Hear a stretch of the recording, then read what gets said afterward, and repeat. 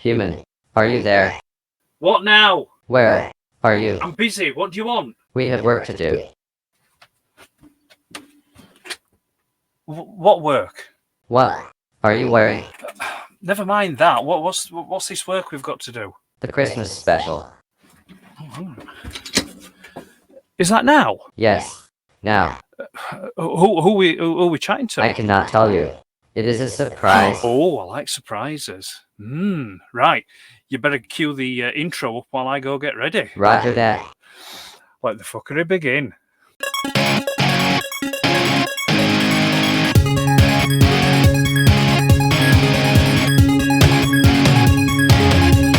Merry Christmas.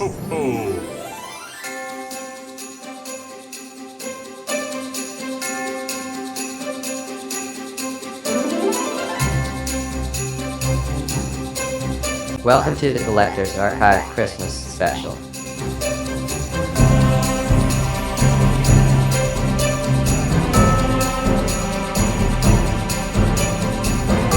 Welcome to the Collector's Archive.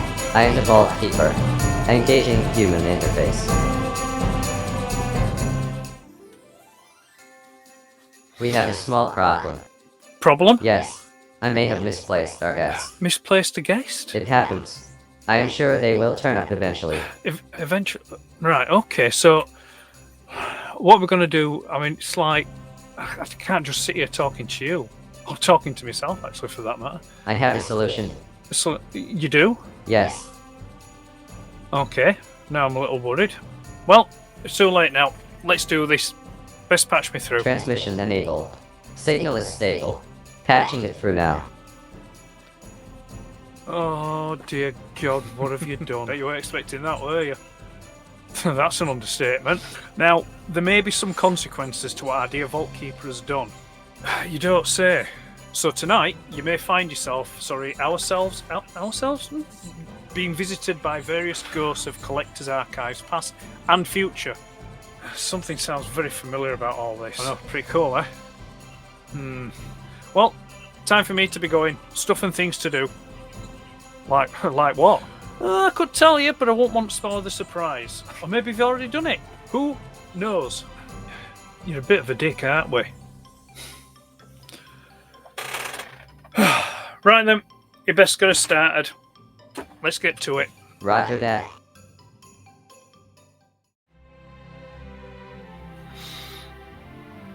Hey Ed, it's Alexis here. Hi, from Alexis. Transformers the show.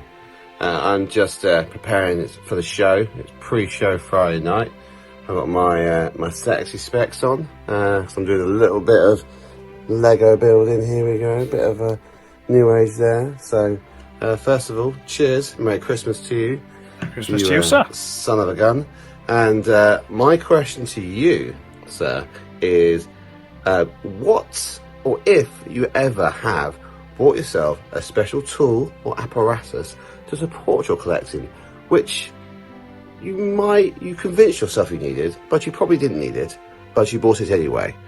And do you look as cool as yours truly in it? So if and what was it? If you didn't, did you buy one for someone else? So, Merry Christmas, have a fantastic New Year, we'll see you Friday night, 8 PM live, Transformers the Show. Nice plug there for Transformers the Show, Alexis. Yeah, cheers. Thanks for your question, sir. Appreciate that. Right, yeah, there's been a couple of stuff that I've got. Let me think now. The first one I would say was the Toy Story TSO1, the Arc and Teletran set, like it's big, huge, bulky thing. It's like a diorama kind of thing, kitted out to make it look like it's the inside of the Ark. I got that years ago. I think I got picked out from Kapow Toys, and I thought I'll get that because I can display. When I do display some of my figures loose, I can pop them in there and it'll look nice and things like that. But yeah, just swiftly found out that it was just too big, and space is at a premium here up in the loft where I am. So I used it briefly for a while for photography, but I found that the colours of it were just too bright, and it was just offsetting it wasn't making the pictures look very good. And also it casted a lot of shadows. So yeah, so it didn't last long, and I've still got it, but it's packed away now, over there somewhere, just doing nothing. What else was there? Yeah, I got a metal base. Well, it's not a metal base actually. That's not. I got it from IKEA. It's like a metal pin board, probably about so big, and I bought that for my Black Series figures. I have a selection of Black Series figures, mainly Stormtrooper variants and things like that. Obviously, Boba Fett. Could have a Boba Fett and Vader, and them. I stay away from the human characters. And I bought that base again to display, because I had the idea of get this metal base and get some of those neodymium, is that how I pronounce it? Neodymium magnets, and put them in the feet peg holes, and then I could put them on this metal base and arrange them and things like that, and it'd look quite nice, being offset against this black base. And yeah, it looked great, and it lasted for maybe a week or so. And then again, same problem. It just took up too much space. So I still get it out now and again, although it has been quite a while since I've used it. And I tend to use it if I'm photographing the Black Series figures. But other than that, no. At the moment, it's currently stored away, packed away, and as are my Black Series figures as well. Because again, it goes back to that thing about space.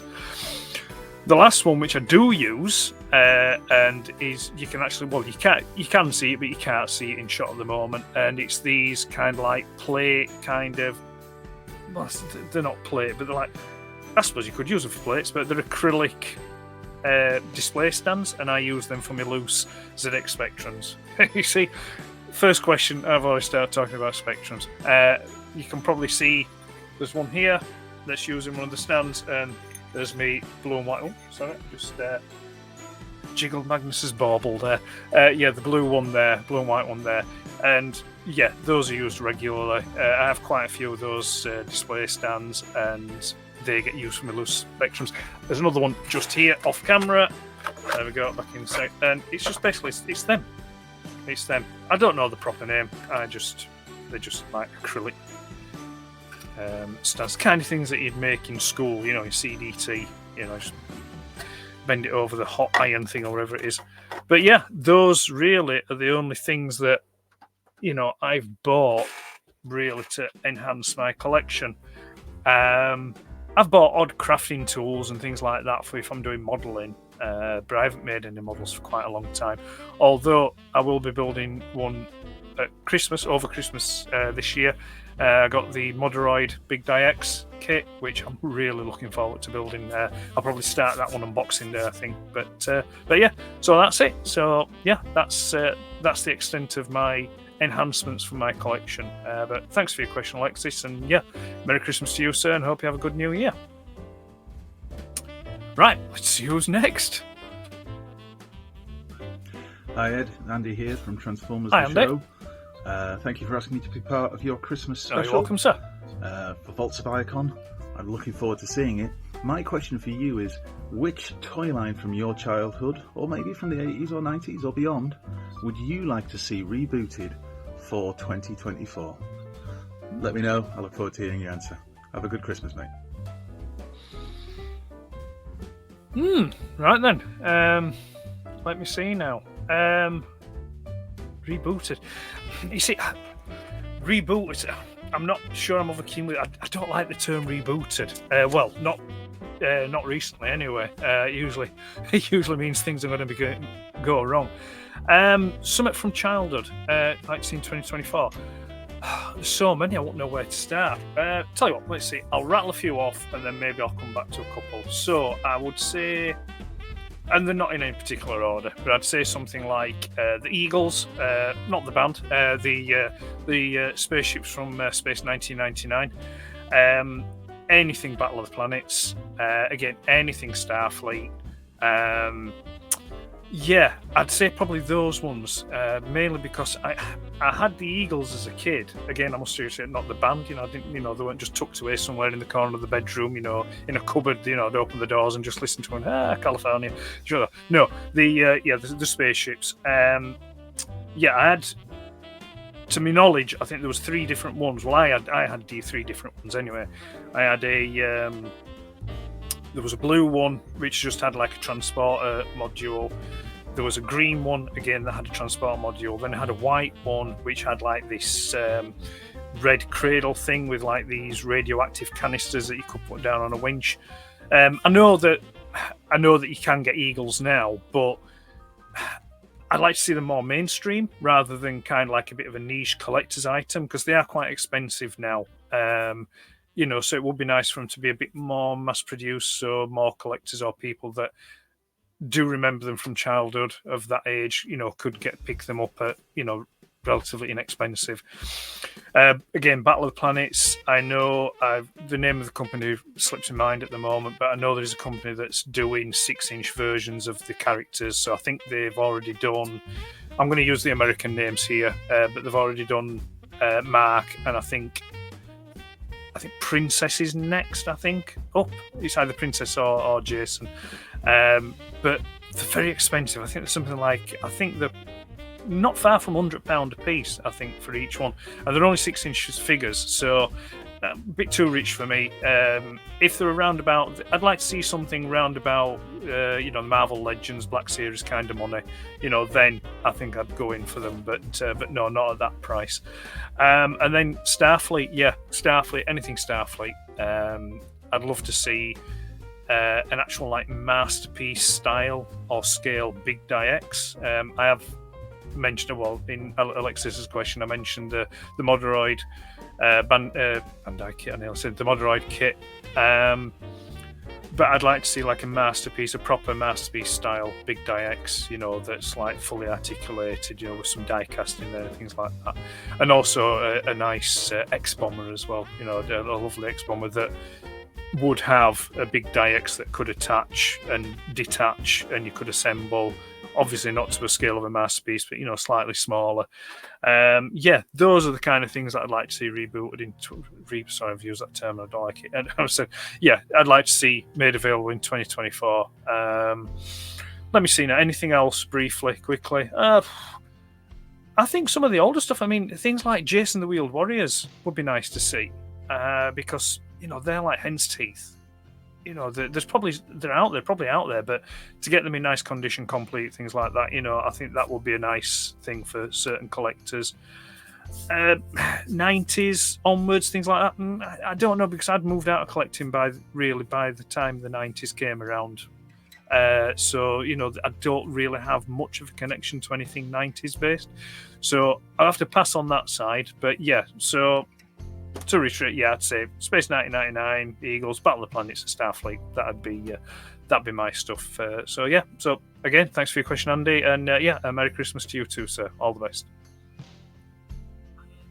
Hi Ed. Hi Colin. Merry Christmas. So my question for you would be, if you could have one thing from somebody else's collection, what would it be and why? Right then. Okay. Let's see now. Right. I had to think about this one, and the ones that I'm gonna rattle off here. I know one or two people have one or two of these items, but I don't know anybody that has all of them. So it's not like I can think, oh right, I know who's got that, cat burglar costume on, and here we go, and in the middle of the night. But let me see now. So things from someone next place. Right. Okay. Well, I would probably say. Well, I'm going to say maybe not in any particular order, but I think one of the items that may be at the top or near the top of that list would be definitely Mascotron from $6 Million Man line of figures from back in the 70s. I had the 6 million melon. I can't even say that word, can I? And no, it's not the rum or the whiskey. It's, I would say, I had the $6 Million Man toys as a kid. The Mascotron, I had Steve Austin. I didn't have an Oscar because I had the Mascotron, and Mascotron it had this like mask that put on that made him look like Oscar, so there was no point having an Oscar. And then I had this kind of like this spaceship repair bay kind of thing as well. Really, really cool toys. They're about Action Man size, but you could pull the arms off and swap the arms, and they had these things inside the chest, like robotic things that popped out, things like that. So yeah, Maskatron would be one because I really did like that toy as a kid. Next one would be the Remco Spider-Man. That was one as a young child. There's photos of me. I may even pop one up here or here or here or here. Somewhere a photo may pop up with me holding my Remco Spider-Man.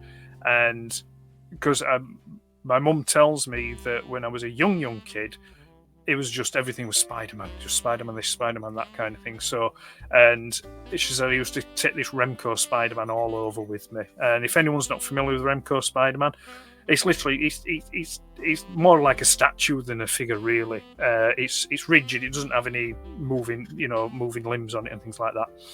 But it has, you put a battery in the back and there's a switch on the side, and it has this like cord that comes out of his. It's kind of like stands like this with one arm down, and this cord comes out of his fist, and you can hook it to a clamp, and it basically pulls itself up and climbs up. It also has like a socket in the side, a bit like an earphone socket, 3.5 jack plug socket in the side, and you plug that in, and he used to hold a torch, and this torch would shine the light and things like that. So yeah, I had the Remco. So the Remco Spider-Man would be on there. Let me see now. I'd have an X-wing with a Luke pilot. I'd like a white one without the battle damage and the working lights and sounds and things like that. Because the X-wing I had as a kid, it was grey. I think if I remember rightly, it was in Empire Strikes Back packaging. And it had the battle damage stickers that you can put on it, but it didn't have working sounds and lights. It on the nose cone where the light would be was just covered up. It was, there was no recess or anything there for it. And then at the back, it had the button with the terminals, but there was no internal wiring. I know that because I took it apart. That was one thing as a kid. I used to like taking my toys apart to see how they worked and then put them back together again. So an X-wing with Luke. I would also say, again, way back, a talking. Palatoy did a series of talking or sound toys. So on that list there would be the talking R2D2. I had that as a kid. I'd have one of those. I'd take one of those from someone else's collection. Also talking Dalek, they did that. I'd have one of them. They also did as well, which I had.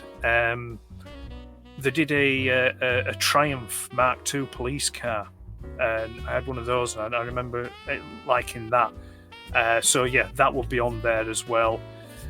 Transformers wise, tough one, because pretty much the things that I want Transformers wise I've pretty much got, but there are things that I have had that I don't have, which I would like to have back, which I'll sit on that one because that may come up in another question. We don't know yet. Well, let's wait and see. But I think Transformers wise, yeah, I think it would be Shining Magnus and Nuclear Convoy. Those I had those two, sold those. It's probably going to be about 20 years ago now, maybe just a little less that they came and went from my collection, and I regret selling them. But my collection's where it is now. So that's fair enough. But yeah, Shining Magnus and Nuclear Convoy. I don't think I know anyone who's got a Nuclear Convoy, but I know somebody who's got a Shining Magnus, and that would be Russ. And he's probably got a Nuclear Convoy because he's probably got all of it, to be fair. So yeah, I think Midnight Raid on Russ's place. I think fellow TF fans, and we'll plunder him. No, I'm only joking.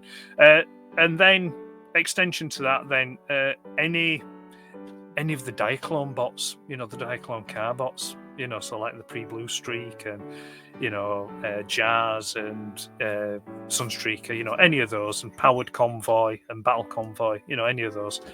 That kind of thing. So yeah, that's I think that's about it really. So yeah, thank you, Colin. Appreciate your question. Oh, Merry Christmas as well. Hi, it does.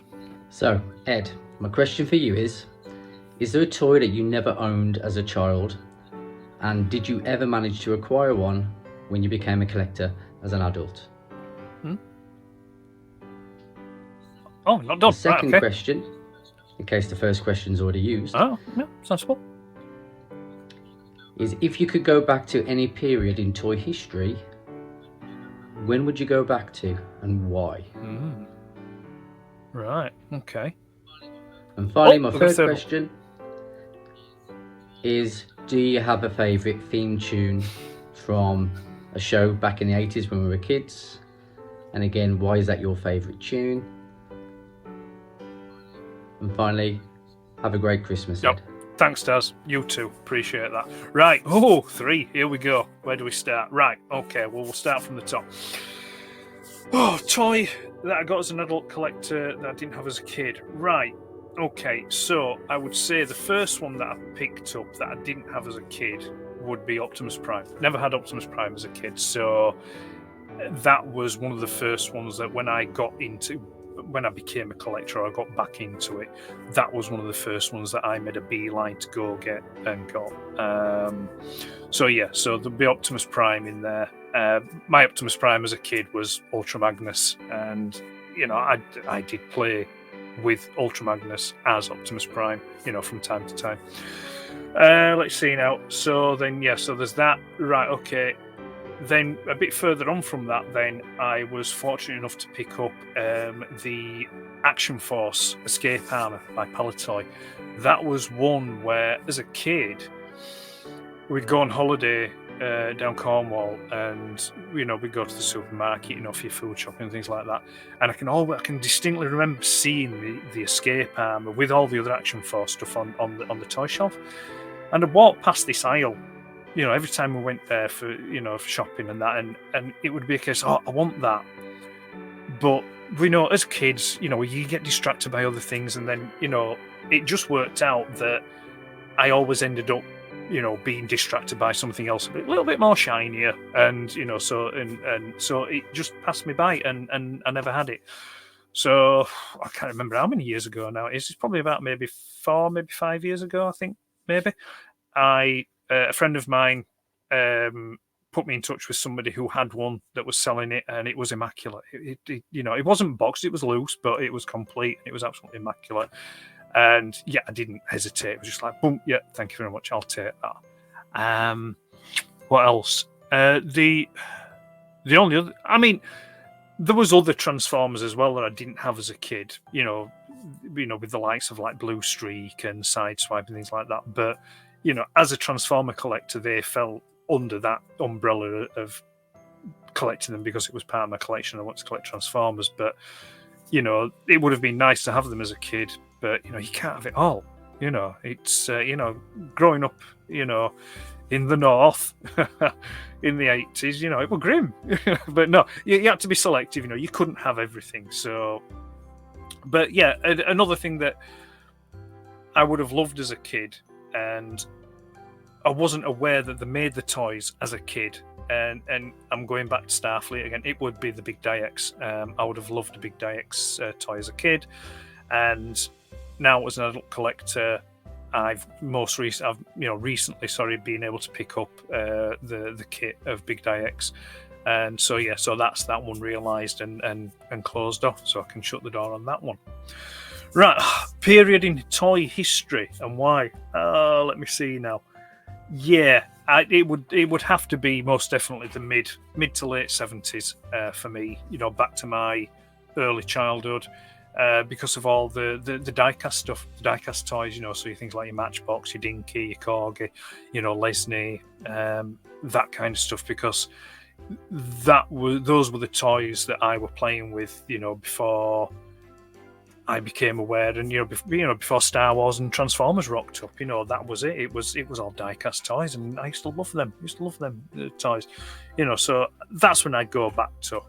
Even as much as I love Transformers and Star Wars and things like that, that's where I go back to. Because I do have a hell of a lot of fond memories, centered around the diecast stuff, and I just find it really interesting that, as much love as I have for the diecast stuff, it's not my main collecting focus, which I think that's fascinating. It's really interesting.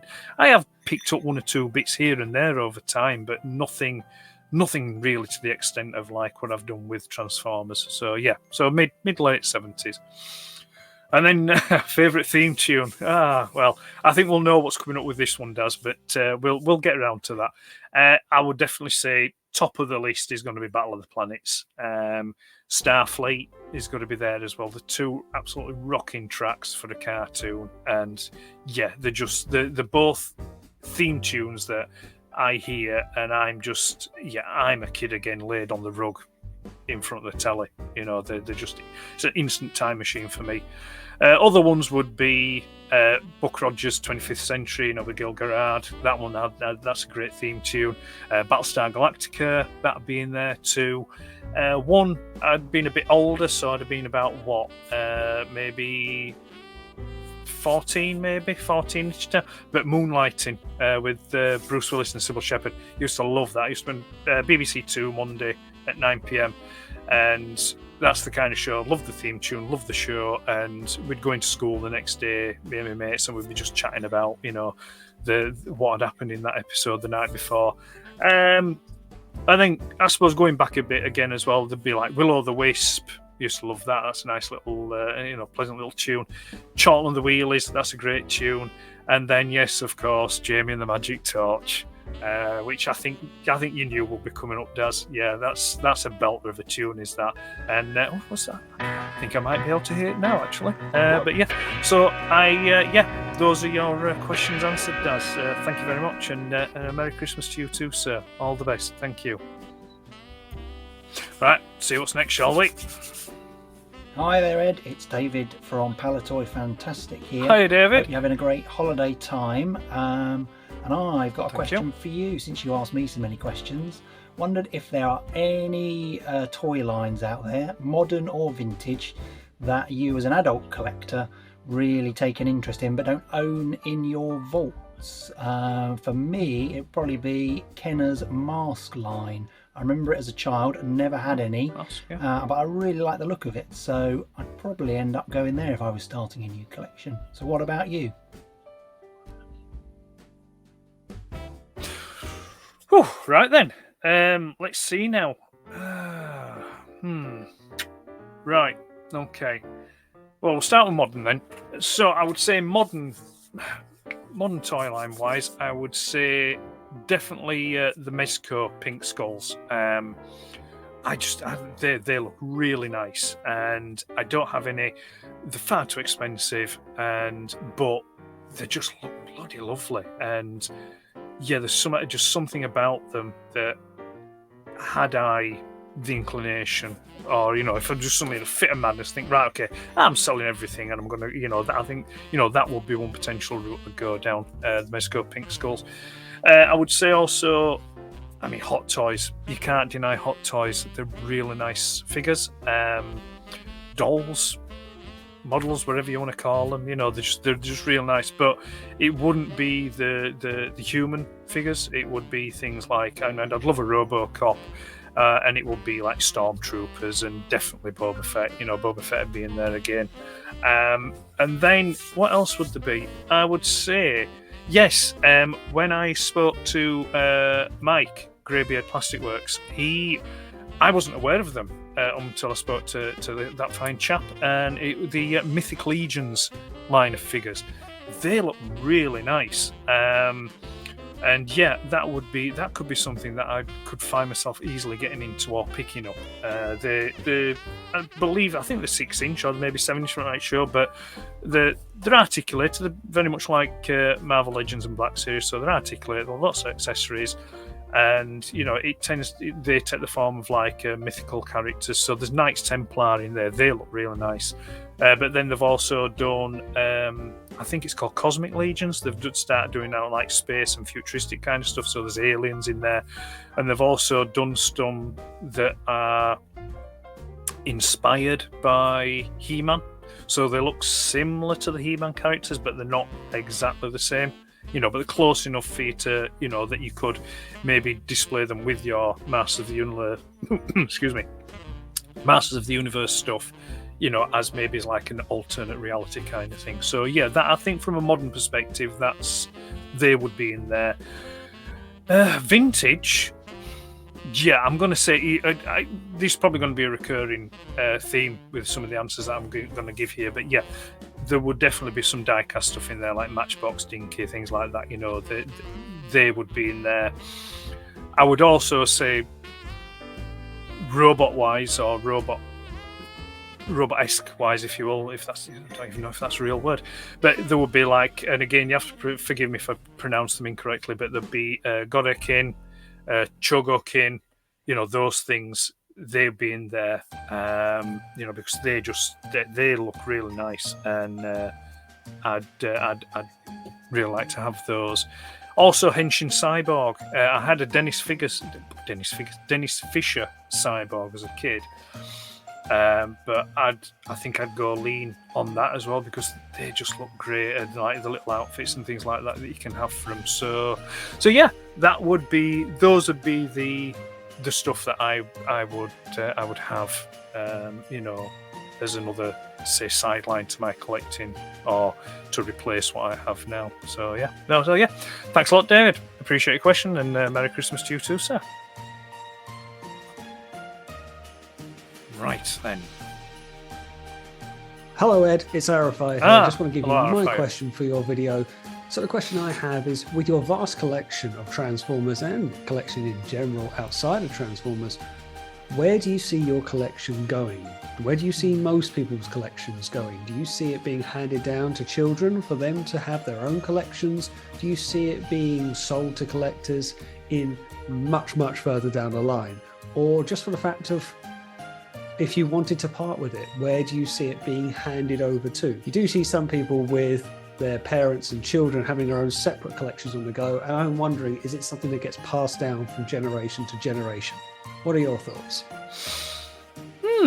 Right. Yeah, cheers for that one. Oh, right then. Okay. Where do I start on that one?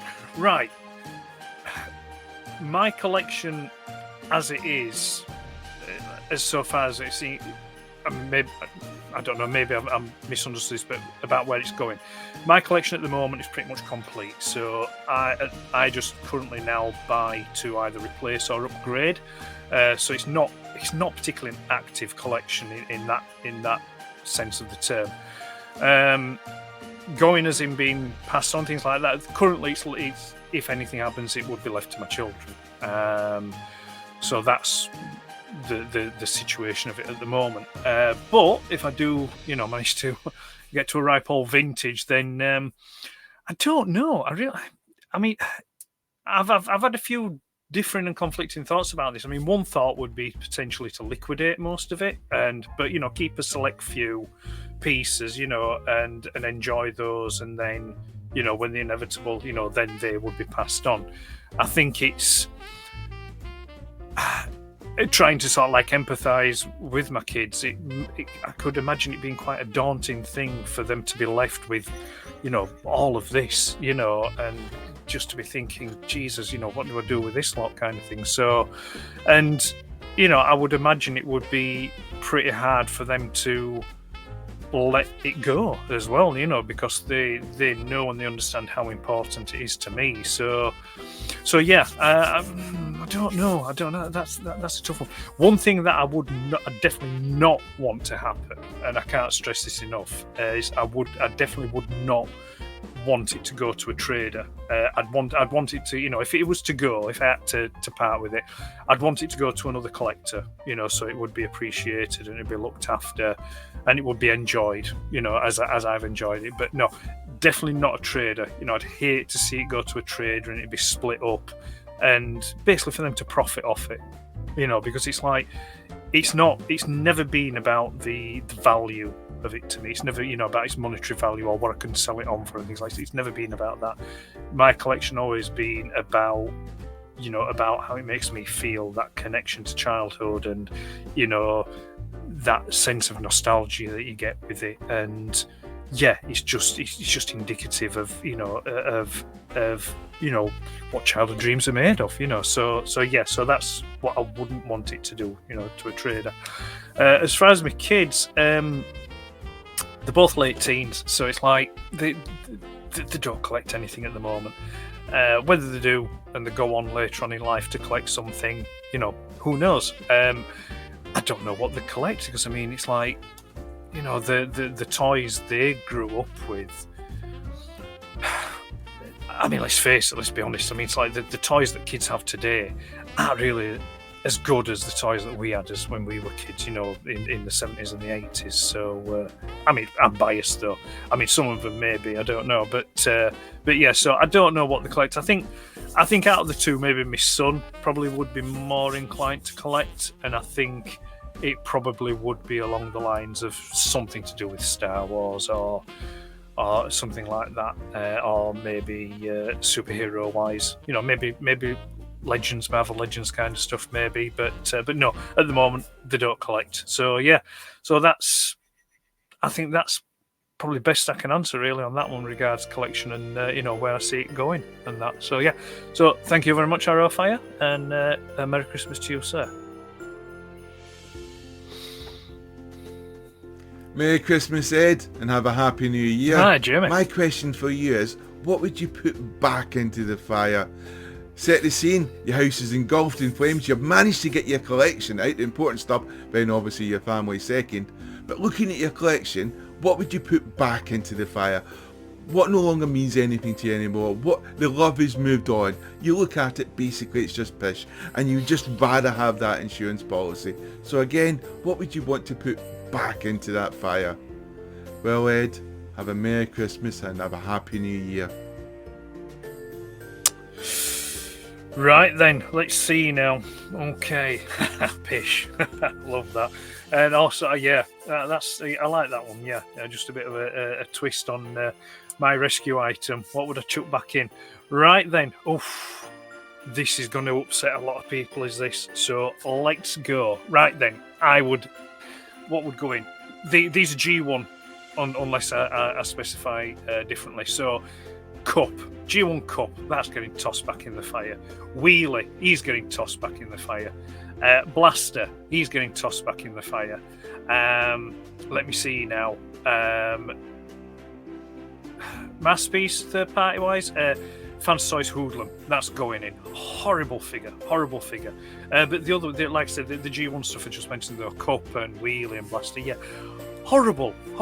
I mean, I just don't like them. I don't. The characters are okay. I don't mind the characters, but as a toy, they're just awful. Just don't like them. And I have them in my collection, obviously, to be able to throw them back in the fire. But they're part of I have them as part of the Transformers collection. The book style series of reissues. What people often refer to them as the Dreamwave reissues, because of the artwork on the front. Although incidentally, it's not. If I remember rightly, the artwork on them has nothing to do with Dreamwave. But anyway, that aside. So yeah, they're going back in the fire. And as I said, Fancy Toys Hoodlum, that's just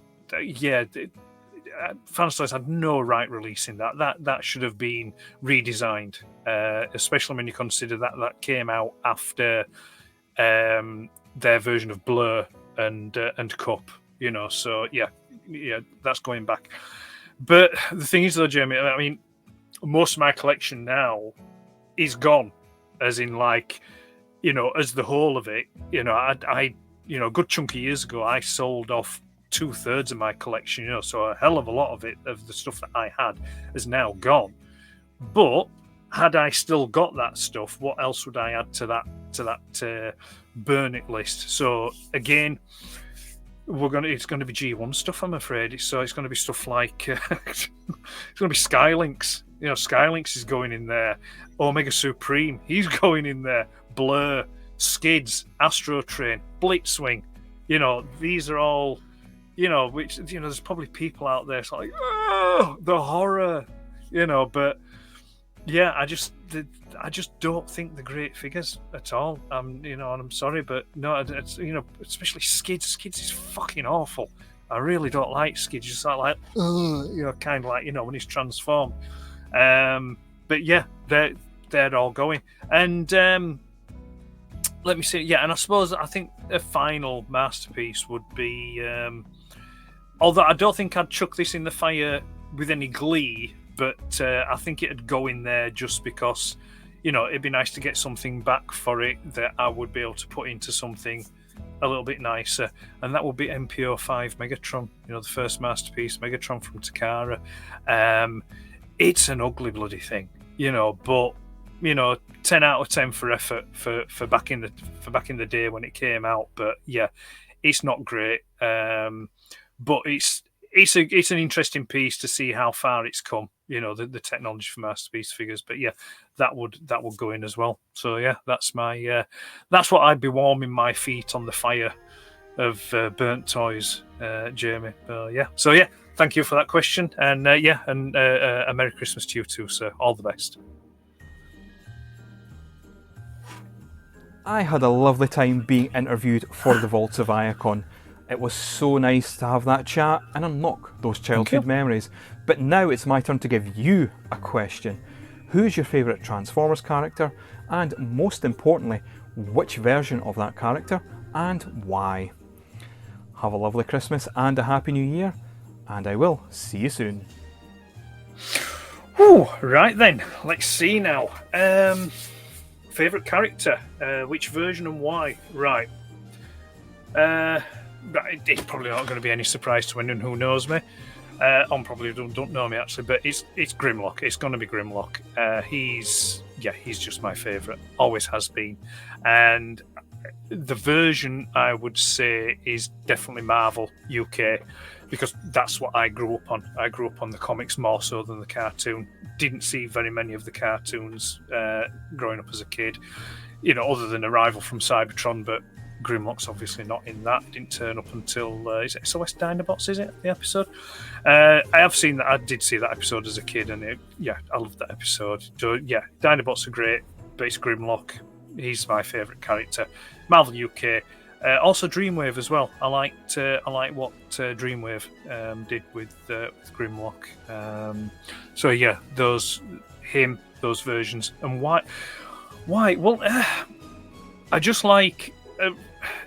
I like the kind of like the strength that he portrays, like focus, and there's fearlessness, but also there's ruthlessness in there as well. He's he's almost like he's just one bad day from being a Decepticon, and also I like the aspect that this is referencing the tech specs from the toy, that he's one of the few that can go toe to toe with Prime and Megatron, and for my money, I think he'd beat them. I think if you separate some of the duff storylines that he's had over the years, but and you just focus on what Grimlock is, and I think he'd so that's why, because it's just this strength and this this powerhouse. And it's also it's a kid thing as well, I think, because what kid don't love dinosaurs and robots, especially Tyrannosaurus Rex. I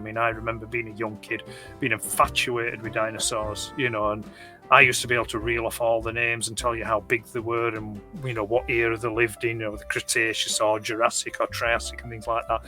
So it's very much a dinosaur thing and a robot thing, and it's Grimlock. And I think there's also maybe a little bit of headcanon in there as well, because I like to think that Grimlock is so much smarter than what he lets on, but he likes people to underestimate him, because he's just like, because then he can just fuck them up then, basically, like, just comes in and just like, have it kind of thing, so yeah, that's who it is for me.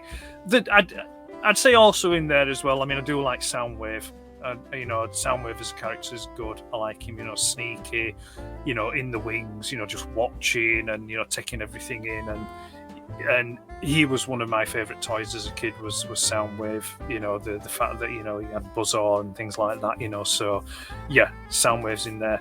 Staying with that toy perspective as well, I would have to say toy character / cartoon characterization.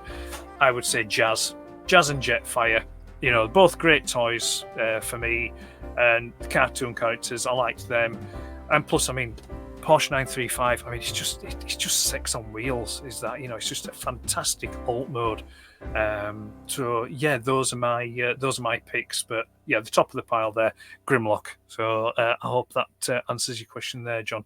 And yeah, and a Merry Christmas to you too, sir. All the best. Hi, Ed. Hi, Pete. I was wondering, you ask everyone what their grail is. What's your grail?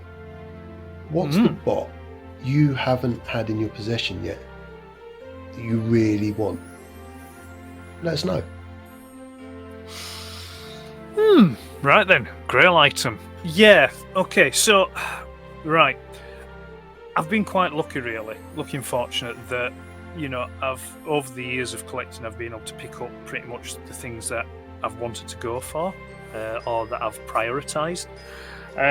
But, you know, there's always going to be certain stuff that, you know, that I'd like that I haven't got.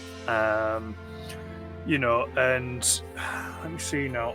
It's, yeah, I mean, there is a lot of stuff. There's some stuff that may be considered grail items for some that I've actually had, and then I've now sold them and they've been gone on. But as for grail items that I've got now that I consider grail items that I wanted and I've picked up. So Transformers wise, there is Bumble Jumper. I wanted a Bumble Jumper when I first started collecting. You know, it was one of those things that I wanted, but I never got round to getting.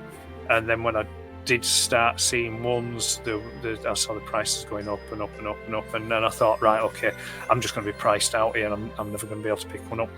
But then, oh God, I can't remember how many years ago it is now. It's a good few years ago now. One came available, and I just snapped it straight up. I thought, right, yep, well, we'll take that. It's in lovely condition, you know, there's no cracks on the tyres or anything like that. It's very minty. It's loose, you know, but it's very minty, it's very crisp. And yeah, so that was a grail from a Transformers perspective. Another grail, which I may have mentioned. Well, I may have mentioned it in a question that either came before this or come after it. Depends on how I end up editing this thing. Actually, it's a bloody nightmare, I'll tell you that. Was the Action Force Escape Armor.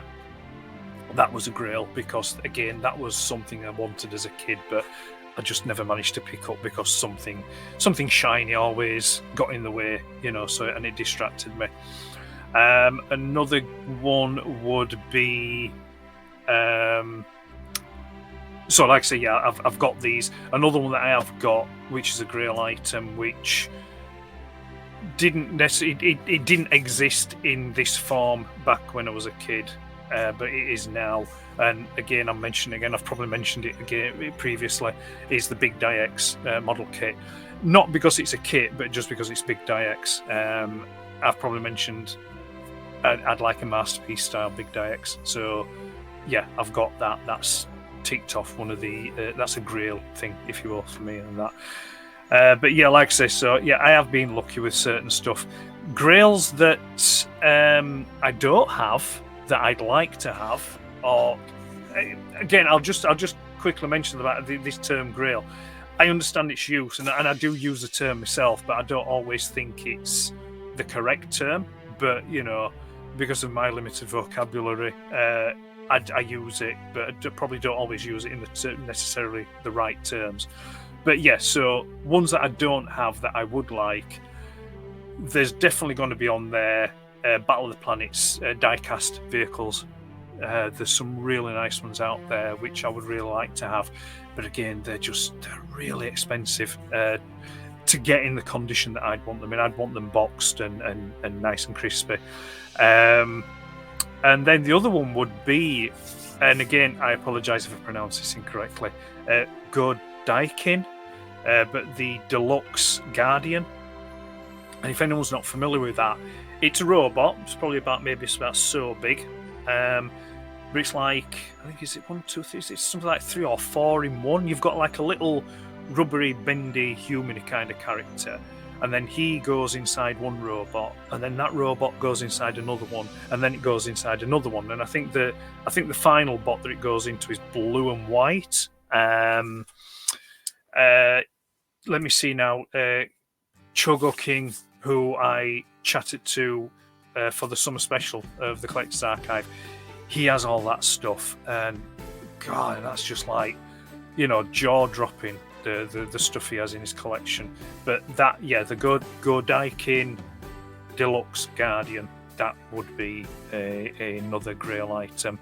I'll just quickly rattle off another couple or two. They're not particularly Grails, because I'm not actively seeking them, but it's the kind of thing that if they turned up, I would get them, and that would be the Palatoy Talking R2D2 and the Palatoy Dalek. But there's loads of stuff. As well as I do, collectors, we'll just go nuts, So, if money wasn't an issue, it'd be just like, yep, we'll have that. So, but the ones I've mentioned, those are the ones that immediately come to mind that I would say, right, yep, well, those are the ones. So yeah, thanks, Pete. Appreciate that, and Merry Christmas to you too, sir. Hey there, classy Mr. Ed at the Vaults of Iacon. It's Rohan from Rohan's Corner here, firing a question at you about your collecting habits. Do you like to keep lists, records of your purchases and sales? I know you don't sell very much, but the ones that you do as you're collecting your figures.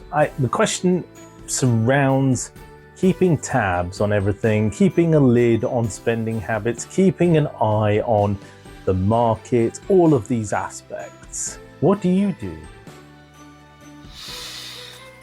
Right, Ron, thank you very much indeed. So do I keep lists? Yes, I do. Quite frankly, spreadsheets are life. All hail the spreadsheet. I pretty much live life on a spreadsheet. Everything's on a spreadsheet. I mean, I organise personal aspects of my life on spreadsheets. A lot of the work that I do is spreadsheet based, so it was just natural that my collecting would find itself on a spreadsheet.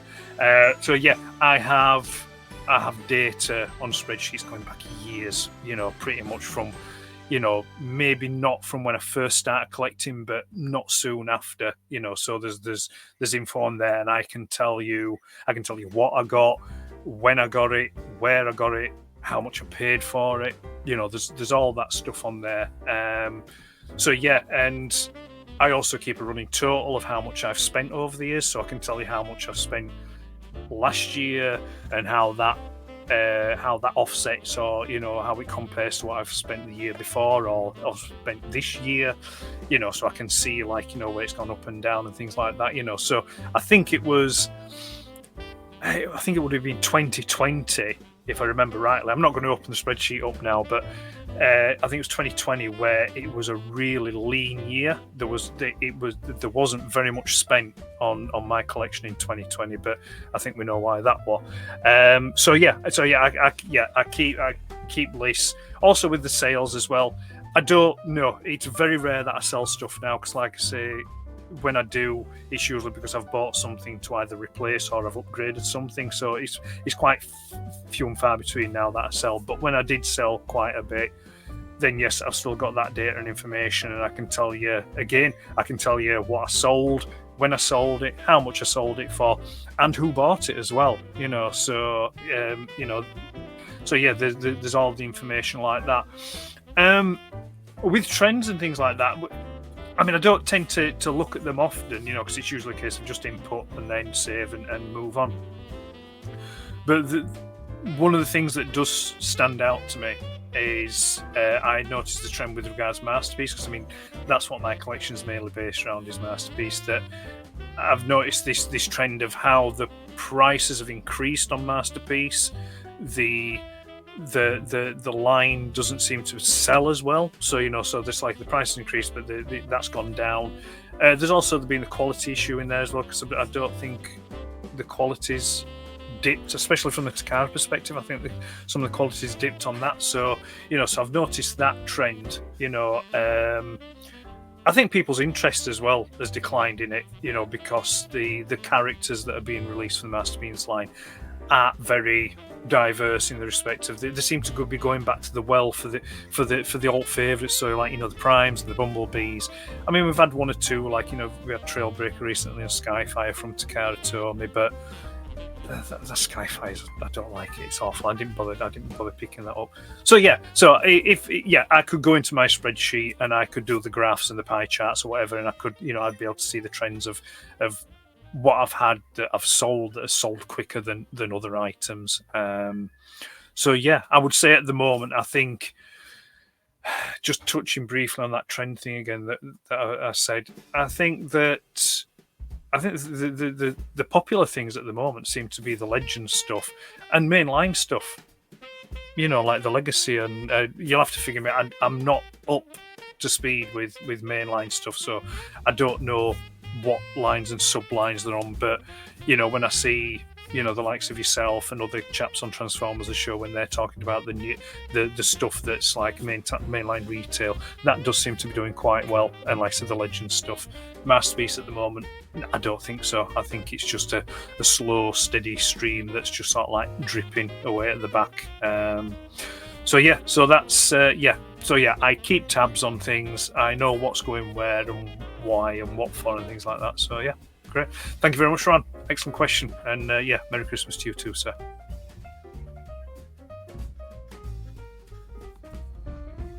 Hello, Ed. Thanks for inviting me on for your first series and inviting me back to ask you some questions. So I have 2 questions for you. Question 1. The police car has enjoyed such longevity through every Transformers iteration. So, who is your favourite police car Transformer? And why? Question 2. What game defines the Spectrum 48K? Looking forward to hearing your answers and seeing more from everyone else. Take care, and I'll see you soon. Oh, right then. Well, thank you, Rudy. Right then. Okay, let's. Okay, right. Police car. It's going to be really boring, but it's Prowl. It's going to be Prowl. I'm just an old-fashioned G1 kid to the car, I'm afraid. So yeah, it's going to be Prowl. It's I like that two-tone, the black and white, but also it's that car. It's a lovely car. It's the the Datsun 280ZX, or Nissan Fairlady, if you like. Either one. Call it either one if you want. But yeah, it's Prowl. I don't know how I can elaborate on that. I like the character of Prowl. I like the car. I like the colour, and I also liked the storyline that they did for him in the Dreamwave comics. Was it the Dreamwave comics? No, it wasn't. No, it was the early IDW ones, wasn't it? Yeah, sorry, I think it was. Anyway, if it's not, I'm sure someone in the chat will correct me. Memory's terrible. When he became part of the Combiners, with the Constructicons, I quite enjoyed that storyline. So, but yeah, Prowl.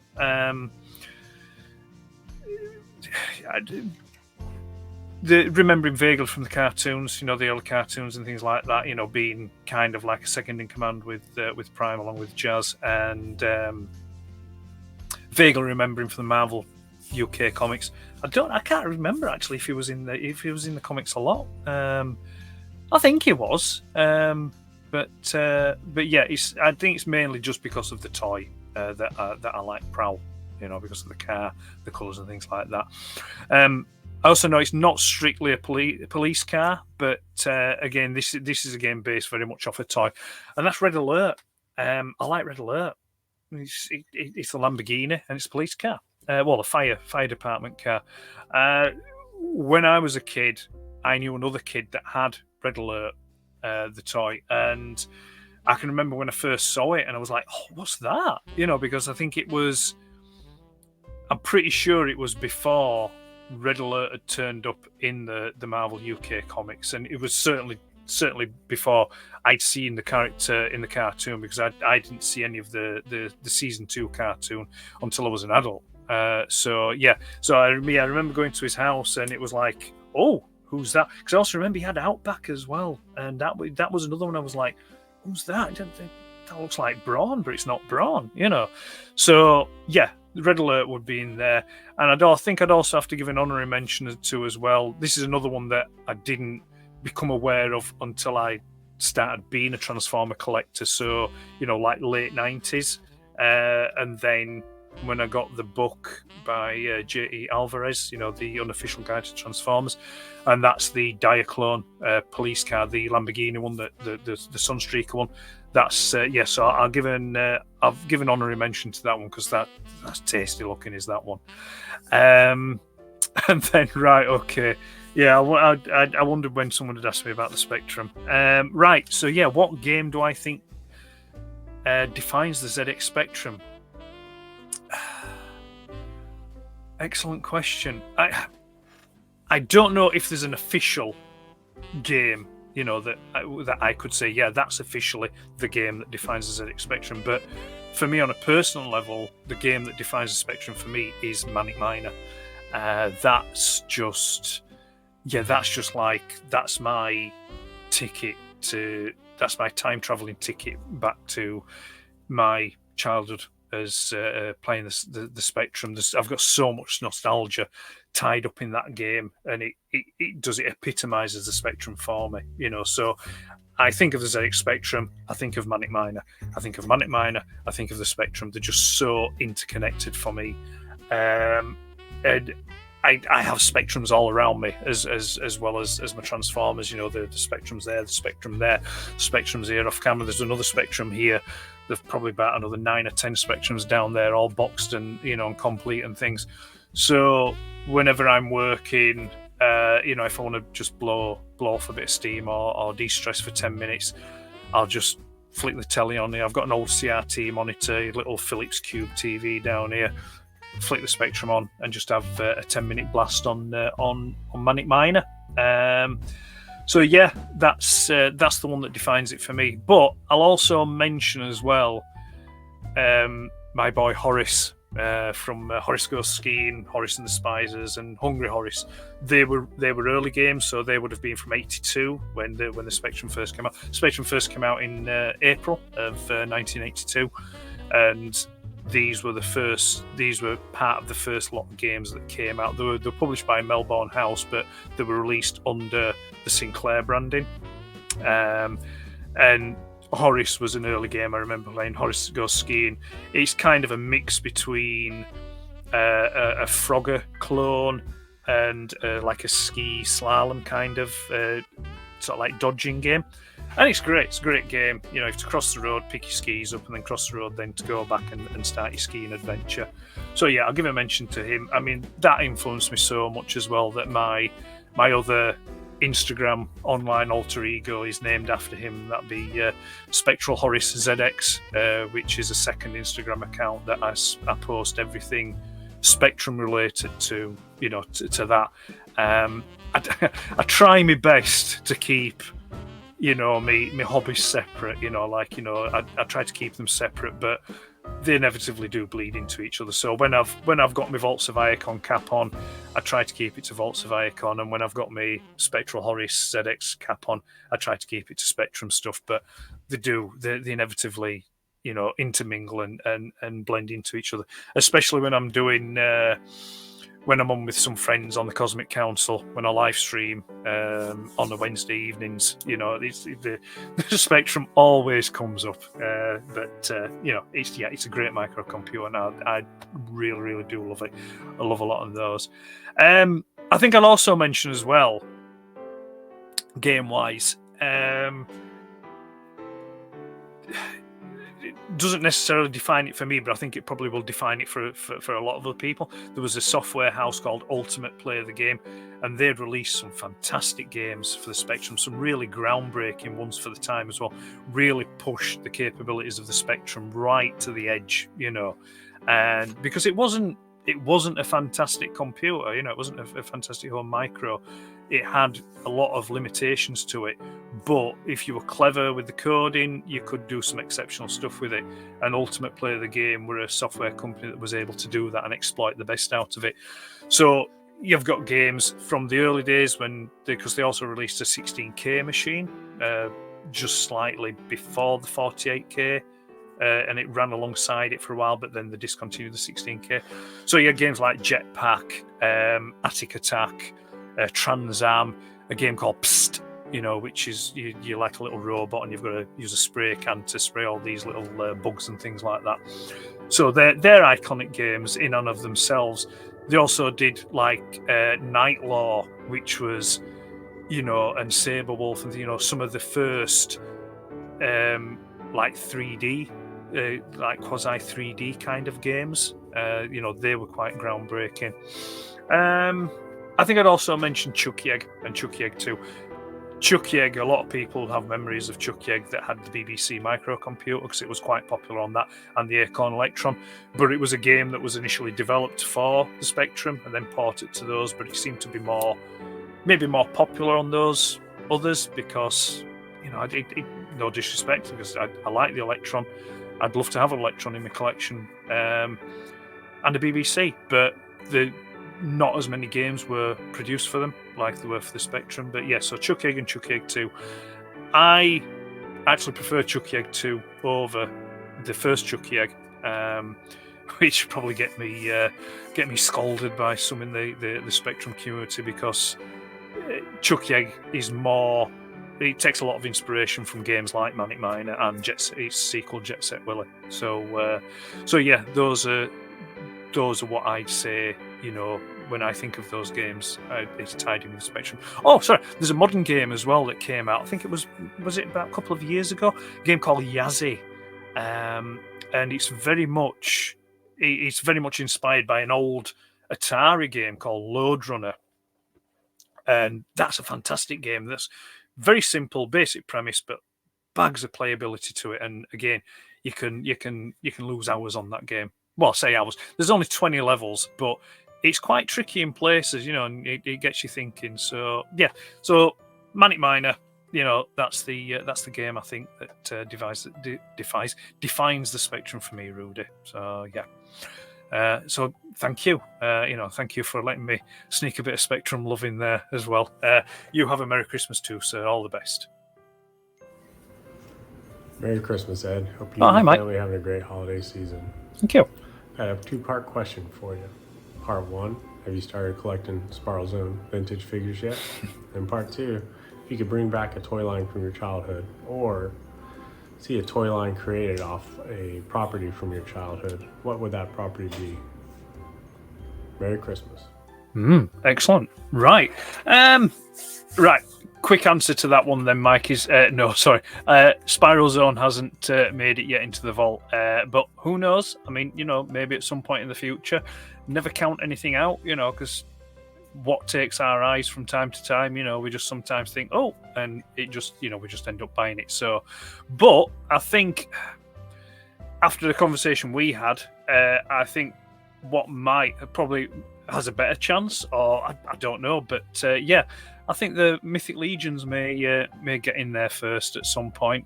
Still liking the look of those, and yeah, I'm tempted with them, but there's other stuff. There's other stuff before that. But we'll see. Right, and then the second one, bring back a toy line from your childhood. I think I would say, just off the top of my head, you may not be aware of it over in the States, but over here there was a toy called Action Jacks, which was a kind of knockoff of an existing toy line, which by Matchbox, which was called Mobile Action Command, and the small figures, probably only about so big. They have articulation. It's like the head turns, the arms move up and down. There's no elbow joints, but there's joints in the waist and the knees. And I think they're maybe just a bit smaller than Star Wars figure. And Action Jacks, like I said, they were the knockoff of this Mobile Action Command. In the Mobile Action Command, there was vehicles for them and like play sets. They were quite popular, I think, popularish. Maybe late 70s, back end of 70s, maybe very early 80s. But I think they kind of maybe died off a bit after that. But yeah, the Action Jacks came in. Well, initially when I was a young kid and I used to get them, they came in small cardboard boxes, almost kind of the size of a cigarette packet. And you will get the figure itself, and you get various accessories. So you get something like if you got, let me see now, there was a Doctor one that came like with the thing, with the, be careful doing that. So like, the thing on the head, so, it would reflect light. So when they were looking, there'd be a stethoscope, and there was a syringe and a bag. Then there'd be ones like, there'd be like a skier that had like a helmet and a gun, and then the skis and the I've got to be careful doing that one as well. The thing, yeah. So there was those, and then there was like army ones. There was one that had a backpack, and so there were varying different styles which reused the accessories, and the Action Jacks themselves came in various different colours. So there'd be like there'd be like blue, yellow, white, green. Was there a red one? I'm trying to think. There may have been a red one. I do have one somewhere over there, which I picked up a while back from a local toy dealer. But the ones I had as a kid, they've long gone. But yeah, I wouldn't mind seeing them coming back. Maybe in the 3 3/4 inch scale. But with a bit more articulation, something akin to, say, like the G.I. Joe figures. I think that, I would like to see them bringing back an update, or if not, a reissue of the actual original figures, but in, a bit better quality plastic, because the plastic quality wasn't great on them. Like I said, there were knockoffs of a kind of the originals. I'm just trying to think. A toy line from a property from being a child, I would say that there were toys for this property, if you will, but they never went into production, and it would be V, from V, the miniseries from back in I think it was 83, 84. I'd like to see a toy line for that, because I still enjoy V, the miniseries now. I can go back and watch that anytime. And the final battle as well, the follow-up one. And it would be nice to see figures and play sets and vehicles, especially those shuttlecraft that the aliens use. They look pretty cool with those. So yeah, I won't mind seeing a toy line based off those. So, but yeah, no, great questions, Mike, and thank you. Yes, and Merry Christmas to you and your family as well. Hope you have a good one. Hi, Plastic Crack here. I was wondering if you could go back in time and tell yourself something, or give yourself some advice at the point when you started out collecting. What would that be? Right then. What would... Right. I think I would say initially, don't spread yourself too thin. Because... I know from my personal experience and other collectors I've spoken to as well, when you first start collecting, you tend to just kind of like just grab, and it's just like everything. So I went through that phase where anything that had the word Transformers or name Transformers on it, I was buying. So there was mainline stuff, there was the old G1 stuff, and then there was also like various knockoff stuff or things that just remotely looked or sounded like Transformers. I can remember there was like one of these discount cheap kind of pound shops in my local town, and they had these kind of like motorbike style Transformers. I don't recollect the names of them, but the motorbike mode was really nice. It was quite detailed and it looked really good, but the robot mode was absolutely atrocious. It was horrid, but I think there was maybe 3 or 4 different styles, and I picked them up because they were cheap. I think there was something like £1.50, £2 or something. They were cheap and nasty, but the bike modes did look nice. So yeah, I would say to myself, don't do that. Be a bit more selective, be a bit more choosy, and focus on the things that you really want. I'd also say as well, don't be so eager to sell things off, to kind of like, I mean, I know our collections are a bit of a like, a moving and an evolving thing, but there was a lot of things that I had in my early collection which I sold off, which I kind of, if I think about it too much, I think I would regret it, but I try not to. So I would say, don't sell those things off so in a hurry. Keep on to those, because a time will come when they will fit back into your collection. Because, like I said, back then I may have sold them off because my collection was going in a different direction, so they moved, but then it comes back. So yeah, I think those would be the main bits. It would be to don't spread yourself too thin, be a bit more choosy and particular and focus, and don't be so eager to part with things. Just maybe hold on to them until you're really sure that it's the right decision to let them go. But yeah, and yeah, I think that'd be it. Yeah, just those 2 points. So yeah, thanks for that question, Phil. Appreciate that. All the best to you too, sir. Hello everybody, this is Twas, and the question I'd like to ask you this time, Ed, is you've been collecting a great number of years. I just wondered if you had any seller's regret on anything that you may have sold in the past. Right, good question. It's almost like someone's edited this together to get this question to follow on from the previous one. How bizarre. Right, yes, there are things that I have sold off in the past which I do kind of regret. And like I mentioned in the previous question, I think if I sat too long and thought about it, I think I would regret it even more. There's been so much that's come and gone from my collection. I mean, I started collecting back in 1998. And Vaults of Icon as a thing followed maybe 2 years after that, or a year. I think it was either 99, 2000 that Vaults of Icon kind of started. But yeah, collecting, I think I started to notice I was a collector around about the 1998 period. And like I said, I've had lots of stuff since then.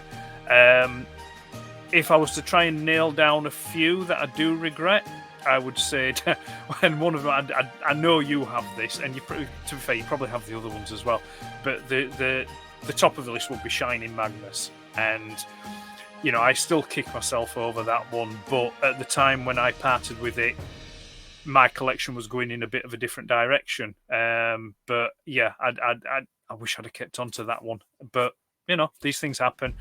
There was also I had the Decepticons cassettes. So I had Frenzy, because he's blue, Ravage, and Laserbeak. But the microchange versions in the Diaclone packaging, the sort of probably about so big out there with the blue and whites and things like that. I had those, and I also had the black Megatron. The microchange Megatron, that was kind of like in a smaller, slimmer packaging, which I think it only came with the silver gun and the sword, and it had like the brown handles and that. So yeah, those two. I have a photo somewhere that they're in the photo and you can see them there, and yeah, I kind of regret letting those two go as well, because then they were nice, but again, it was that thing about the collection was going in a different direction, so I felt they were surplus at the time, and they moved on. I think I'd also sell maybe a brief final point as well is some of the e-hobby stuff that I had. Because at that point when I was collecting, I was buying all the e-hobby stuff as it came out, and I sold a good chunk of those off. So Trailbreaker went, the sort of like Road Crane went. All the variant colours, so like the variant colours on the Astro Train and the Minibots, and yeah, the red tracks, the silver skids, what was his name now? Detritus, the Junkion Hound, so Magnificus, the Black Perceptor. It came with a G.I. Joe figure, I think.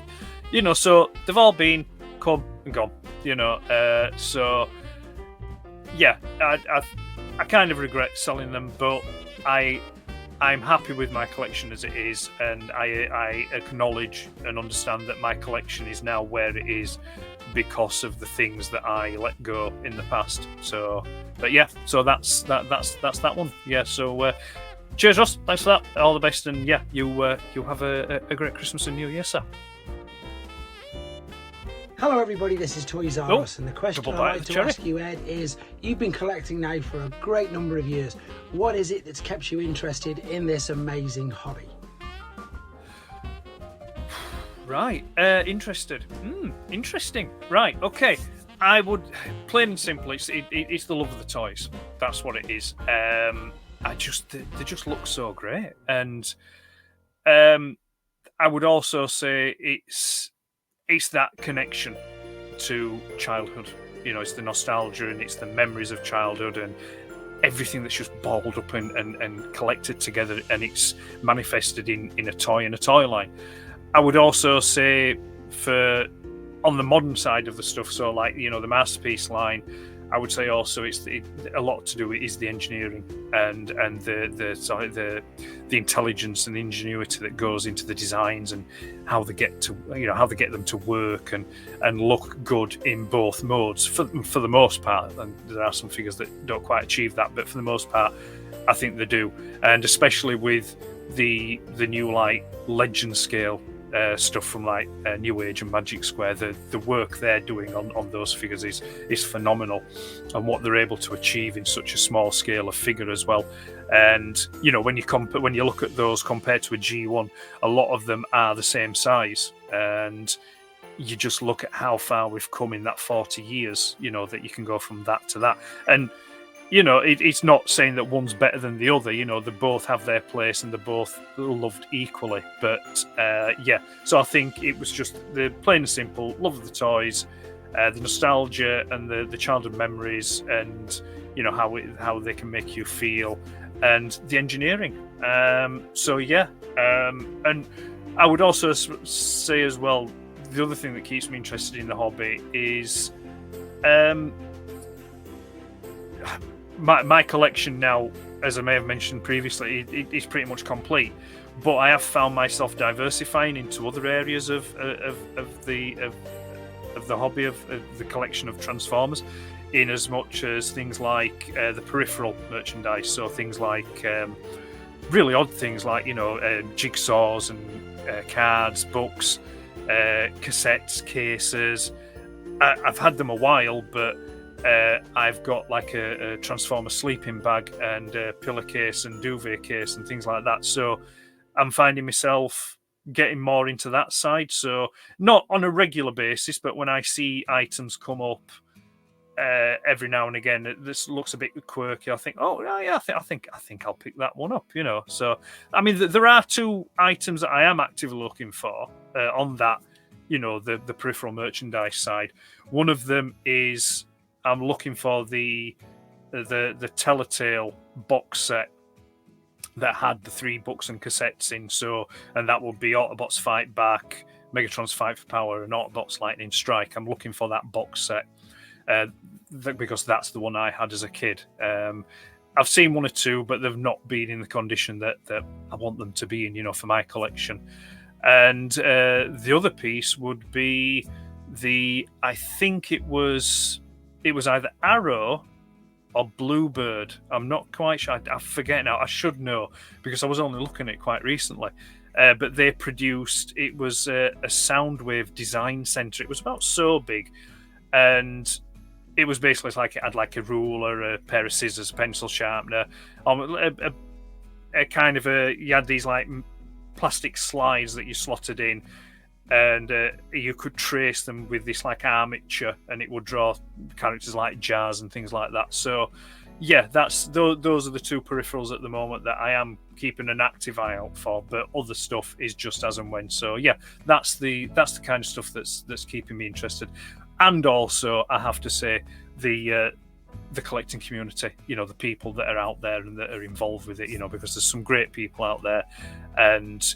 You know, when you come together and you chat and you share your shared experiences of collecting and the love of the franchise, it's just great, and it gives you a bit of a buzz. So that's it.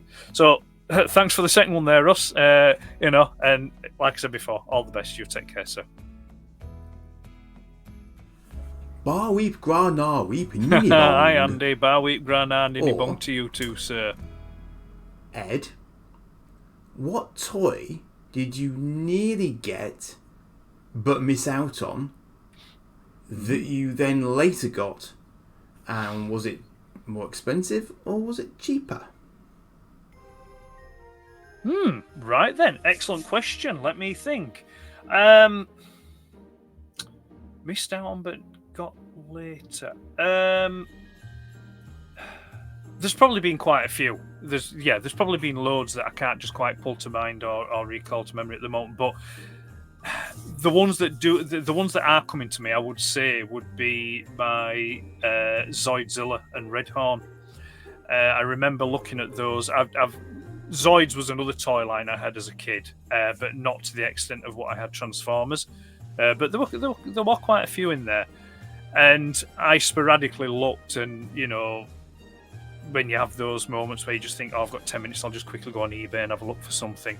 And I kept seeing them come up, but they were loose. And there was once or twice I almost pulled the trigger, or I stopped, or I hesitated, this, that, and other. So I suppose I could say that I'd missed out on those up until that point. But then maybe, would it be about 4 or 5 years ago? I just dropped lucky on a boxed Zoidzilla and Redhorn, and they were immaculate. They were great. The boxes were really nice. The figures inside. Figures? Can you actually call them figures? Are they kits? Are they models? The construction toy. But yeah, the actual items themselves were both great. And they both worked as well, and they still do. So, like, Redhorn still worked, the motors still worked on him. Zoidzilla, the motors worked on him, but more importantly, the light-up feature still worked as well. So, yeah, I dropped really lucky on that. And when it worked out, I actually did get them for... I don't think it was much less, but I did end up actually getting a bit less than what I would have paid further back for the loose ones. So, yeah, I would say they may be... they fall into that category. Something else that may fall into that category, which you'll know about, sir, I think would be the Zoid comics as well. I'd been keeping my eye out on the Zoid comics and looking to pick up a complete run of them. And then a friend I know was able to help me out with those recently, and they were much appreciated and have been much enjoyed. So yeah, I think they'd fall into that as well. I'm going to mention as well, it's not strictly... I wouldn't say it strictly falls under the remit of this question, but it kind of does. And I'm in my own head logic, I'm going to make it fit. And I'm going to say the Action Force Palitoy Robo Skull. That's got to be in there. I wasn't actively looking for one, but because I had the Escape Armor, which was a grail of mine, but I would have been happy with just that. But then a good old friend got in touch with me, and he said, "I've got one. Do you want it?" And I was just like, I couldn't say no. It was a reasonable price. It was complete. It was great. It was beautiful. There wasn't a mark on it, and it was fantastic. So I was like, yeah, and I got it, and then I began down the Action Force avenue, and that's now complete. My sub collection of Action Force, but I was able to complete it because I just stuck to the enemy forces. So, like, the Baron Ironblood, the Red Shadows, Black Major. I just stuck to the bad guy characters. So I was able to, and also got their vehicles as well. So yeah, I'm gonna lump that one in that with that question as well. I know it strictly doesn't come under it, but balls to it, it's going in there. So there we go. Thank you, Andy. Yeah, all the best, and I will speak to you soon. All right, cheers. Right, that was Andy. So I'm pretty sure I think I might have an idea who's coming next. Let's see. Obviously, all those collectors have put a lot of years into actually collecting. Mm-hmm. Yep. If you were to start over again now, if now was the time that you were just starting your collection, would you still start a collection knowing what you know now? If you know what I mean. If you wouldn't, why wouldn't you? If you would, would you change your focus of your collection? Would you collect something different? Or would you still collect what you already collect?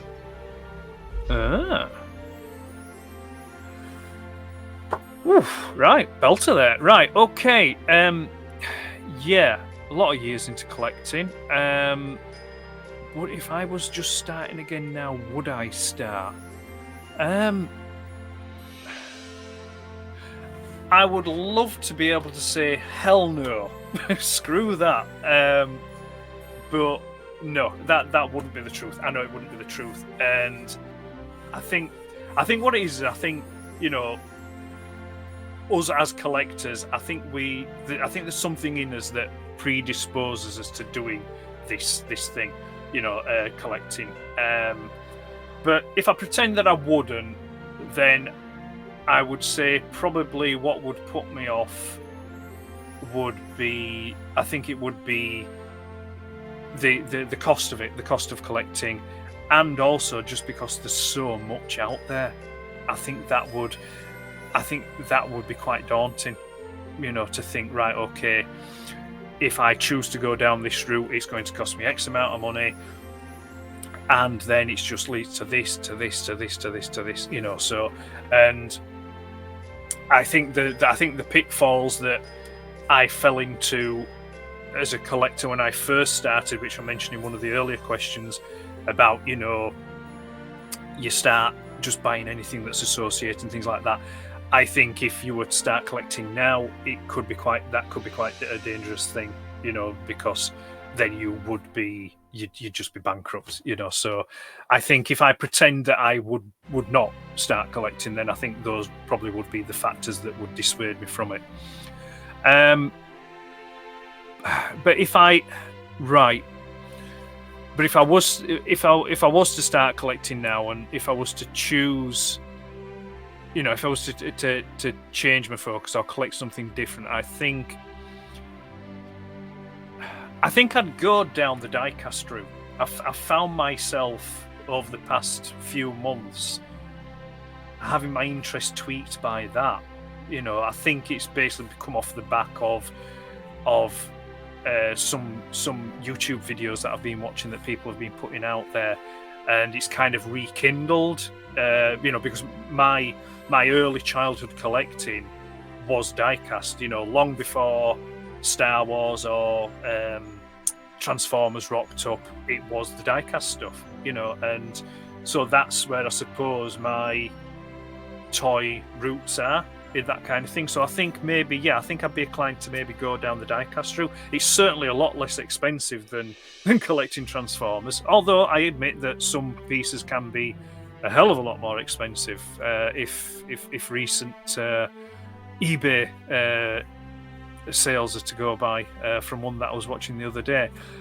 So yeah, I think that will be an I think also as well, I think I mentioned this earlier, I think I'd be tempted with the Action Force, you know, because that's something I've always had an interest in, and I've, you know, I may not have got them, I have them now, but, you know, throughout collecting, it's just stuff that I've looked at and then just walked away, then looked at and walked away. So I think maybe diecast, Action Force. I'd know for definite that there is one item, if I were to start collecting now, that I definitely would get, and I know I definitely would because I've already got it, and that would be my ZX Spectrum stuff. That would definitely be there. I could not collect that or have at least just one of them. And I think I'd also as well maybe branch out a bit into some other micros as well, so like an Acorn Electron, a Commodore 64 BBC Micro, and an Auric Atmos. I'd love an Auric Atmos. They just look lovely, and I've played on them back in the day. They were very contemporary with the Spectrum, but yeah, I think an Auric Atmos as well, that'd be in there. But I think in reality as well, if I were to start again now, I do think that Transformers would, they'd still factor in somewhere, I think, because they were such a big part of my childhood with Transformers, so they would be in there somewhere, even if it was just something like an Optimus Prime, you know, at the very least, an Optimus Prime would probably be on the shelf. So yeah, that's I think that's that one. So thank you, Gareth. Appreciate that question, and I'll speak to you soon. You take care, sir. Right, who's next? Hey, King here of Sharp to Bonjour, sir. So, Ed, about collecting toys, when do you think this madness will stop? Right then. Well, yeah. If you figure that one out, my friend, yeah, please be sure to let me know. God, I don't honestly know. Really, honestly, I don't. I can remember when I turned 40, and I kind of, in my mind, I thought, right, I think now's probably time to stop, you know, and I did actually actively look at trying to wind it down, but the bastards won't let you do it, you know, because they just kept releasing so much good stuff. So I didn't. I'm now, you know, it's not. I'm turning 50 soon, and the question's coming up again. You know, is it now about time to stop? And part of me kind of hopes that maybe I will stop. You know, because your priorities change, your focus, you know, your outlook on life and things like that change. But I don't think it's going to happen. I think that, you know, I've said before, my main collections are complete, you know, so it's just a case of replacing and upgrading. But I do find that I end up still picking up, you know, these odd bits here and there, and, you know, that maybe have nothing to do with my collection, you know, so I pick these bits up and I think, oh, that takes me fancy. It's like a bloody magpie with something shiny. It's like, oh, shiny, and, you know, you pick bits up. So yeah, I don't think. No, I don't think the madness ever stops. I think maybe it just changes direction, or it guides you to a different place. And to be honest, I mean, if it is a madness, it's a good kind of madness. It's a happy place to be, you know, because there could be so much, you know, worse things to do than collecting toys that remind you of your childhood and you know, happy times, you know. So yeah, maybe it doesn't, and you know, maybe it's good to be a mad toy collecting fool. So appreciate that question, mon ami. All the best. Best wishes for Christmas and New Year, and we'll speak soon.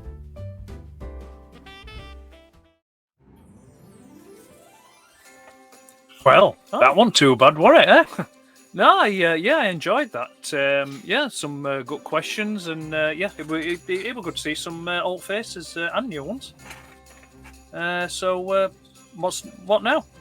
Well, I suppose I could ask you a question, but I think we both know what the answer would be, don't we? Yep. I'm bored now. I've listened to enough. I suppose you will want to tell people I'm out of where they here. can find You you can on deal with social this media one. before I terminate. I utter ass. I'll deal with you later. Right then, I suppose. Right, I'm Ed, and you can find me on the Volkswagen website. I'm also on Instagram, Facebook, YouTube, and Twitter. It would be polite to thank you and say it has been good talking to you. Well, I suppose it would be, but I'm not sure you've got it in you, to be fair. I will try to be sincere. Thank you, Ed, for joining me in the vault for the Collector's Archive. Take care and speak to you soon. See you later. Has it gone? Good stuff. Right. I just wanted to just say a huge thank you to all the people that took, you know, time to submit some questions for me for this Christmas special.